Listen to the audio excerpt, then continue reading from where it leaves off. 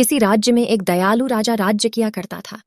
वह अपने प्रजा के भलाई का सदा ध्यान रखता था। एक दिन सुबह राजा सैर के लिए निकला। अचानक उसे ठोकर लगी। उसने देखा कि रास्ते में एक पत्थर पड़ा है। कई लोग उसी रास्ते से आते जाते थे। राजा ने सोचा, न जाने ये पत्थर कितने दिन से यहाँ पड़ रहा है। देखता हूं इसे यहाँ से कौन हटाता है। राजा पास के पेड़ के पीछे छिप गया।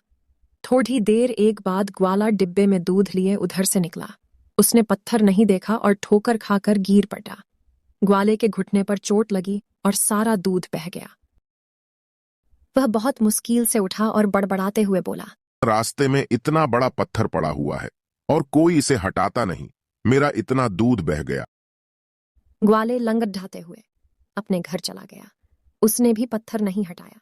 राजा जैसे ही पेड़ के पीछे से निकला, उसे घोड़े की टाप सुनाई दी। वह फिर से पेड़ के पीछे छिप गया। इतने में घोड़ा पत्थर के पास आ गया। राजा ने देखा घोड़े पर एक सिपाही बैठा है। वह मस्ती से गा रहा है।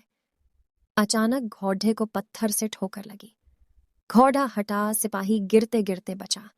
उसने नीचे देखा और ऊंचे स्वर में बोला, मैं कई दिन से इस पत्थर को यहाँ पड़ा देख रहा हूँ, पर इसे कोई हटाता नहीं। यहाँ के लोग बहुत आलसी। सिपाही ने अपना घोड़ा बढ़ाया और दूर निकल गया। कुछ ही देर में एक बूढ़ा आदमी सिर पर फलों के टोकरी लिए आया और पत्थर से ठोकर खाकर गिर पड़ा। उसके सारे फल रास्ते में बिखर गए। एक लड़का दौड़ते हुए आया और बूढ़े को उठाते हुए बोला, कहीं चोट तो नहीं लगी? नहीं बेटा, पर मेरे फल।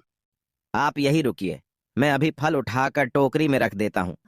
उसने सभी फल उठाकर बूढ़े के टोकरी में रख दिया। बूढ़ा चला गया। लड़के ने इधर उधर देखा और फिर रास्ते से पत्थर हटाने लगा। पत्थर थोड़ा सा हिला और फिर अपनी जगह पर वापस आ गया। उसने इधर उधर देखा और फिर पत्थर को हटाने का कोशिश करने लगा। अचानक पत्थर हिल गया। लड़के ने देखा कि एक आदमी उसकी सहायता कर रहा है। वह राजा ही था। दोनों ने मिलकर जोर लगाया और पत्थर को रास्ते से हटाकर एक ओर कर दिया। राजा ने पूछा, बेटा तुम कौन हो? लड़का, मैं गांव की पाठशाला के अध्यापक का बेटा विजय हूँ। दूसरे दिन राजा ने विजय को पुरस्कार दिया क्योंकि वे अच्छे